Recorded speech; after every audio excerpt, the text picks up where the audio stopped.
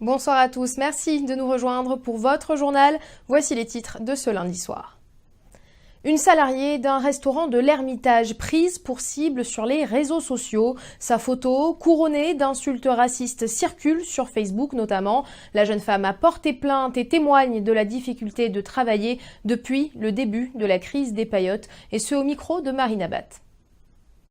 J'étais la honte du peuple rayonné et que j'étais l'esclave volontaire de mes maîtres. Oui, je suis partie porter plainte pour ça en fait à la gendarmerie. Donc moi j'étais pas au courant, c'est un ami qui m'a informé de ça. Donc quand vous voyez ça, voilà, on est un peu choqué donc de voir des images qui se diffusent sur les réseaux sociaux en disant que voilà vous êtes l'esclave. Juste pourquoi? Juste parce que je travaille pour gagner ma vie, pour nourrir ma famille. Est-ce une honte de travailler?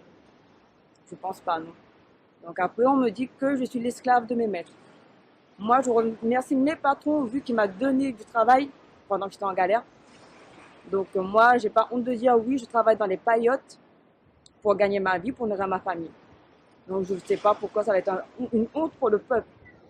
Je trouve très dommage de la part des personnes qui savent pas ce qu'on endure par rapport à tout ça, déjà, nous en tant que salariés. Et que voilà, on est beaucoup à travailler dans le stress à chaque fois qu'il y a des manifestations, on ne se sent pas en sécurité. Enfin, un début de solution pour les étudiants de la filière sanitaire et sociale. Reçus à la région cet après-midi, ils sont ressortis il y a quelques minutes, plutôt satisfaits. La région s'engage à compléter les bourses des régions d'accueil des étudiants. Certains cas restent tout de même dans le flou. Samuel Irlepen. Leur proposition semble à peu près correcte, sauf des cas particuliers. Parce que vous savez bien que dans ce dossier, l'ADOM et la région ont aidé d'une certaine mesure certains étudiants et d'autres mesures d'autres étudiants. Donc, chose a été conclue que la région Réunion viendrait en complément des aides des régions accueillantes, s'il y en a, s'ils acceptent le cumul des aides. Les commerçants du parc du Colosse s'apprêtent à tout quitter sous ordre de la mairie en vue des travaux d'emménagement du site. Jean-Hugues Radnon est venu leur apporter son soutien. Gérants et salariés n'ont plus aucune activité depuis le passage de Fakir. Aucune garantie de retour sur le site ne leur a été fournie. Ils espèrent aujourd'hui obtenir une indemnisation pour la perte d'activité, mais aussi pour les dizaines de milliers d'euros investis. Pascal Robert. Eh bien, on était deux salariés, une salariée qui a été licenciée au mois de juillet et moi je vais être licenciée ce mois-ci. C'est difficile parce que bon, j'ai un âge certain et du coup ça va être difficile, je pense, de retrouver du travail. Financièrement, je pense que ça va être très dur et pour Cyclopark aussi, je pense qu'au niveau trésorerie, ça va être très compliqué vu que Cyclopark avait investi l'année dernière dans des nouvelles voitures. Il y a un prêt en cours et bon, je pense qu'on ne pourra pas l'honorer jusqu'à la fin. L'investissement était de combien? 40 000 euros. Mais malheureusement, les choses s'accélèrent et s'aggravent. Aujourd'hui, on leur demande de dégager le site sans concertation.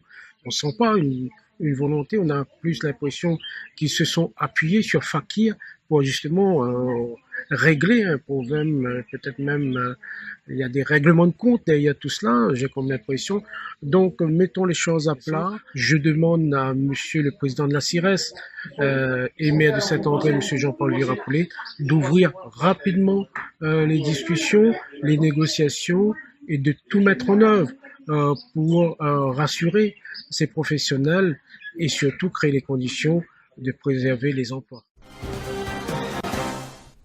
Des habitants du quartier de Moulins-Joly excédés suite à des actes de vandalisme à répétition. Cette fois, leurs voitures ont essuyé des jets de peinture noire. Entre vols, détérioration et incendie, certains riverains songent à déménager. Marina Bat. Sentiment de ras-le-bol. Est-ce qu'il ne faut pas déménager? Parce que des personnes ont projeté de la peinture sur nos murs, sur nos portails, sur nos voitures. Oui, il y a quelques temps, c'était des peintures, les voitures qui étaient rayées sur toute la rue quasiment.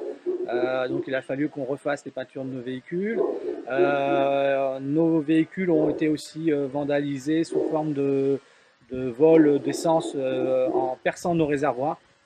Alors ça c'est pareil, après il faut en changer le réservoir, donc c'est encore un coût supplémentaire. Alors régulièrement dans l'espace vert face à l'école Jules Joron, il y a des véhicules qui sont volés, qui sont incendiés, il y a des incendies régulièrement, on ne se sent plus en sécurité.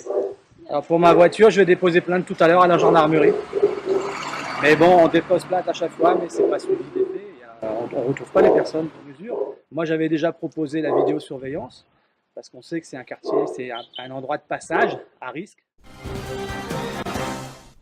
Le requin, coincé dans le bassin de la nouvelle route du littoral, est une jeune femelle bulldog. Elle a pu être capturée dimanche dernier. Vous la voyez sur ces images. L'animal va être conservé dans un bassin aquacole pour permettre aux scientifiques de mieux comprendre l'espèce. C'est la fin de ce journal. Merci de l'avoir suivi. Retrouvez toute l'information sur info974.com. Très belle soirée à tous. À demain.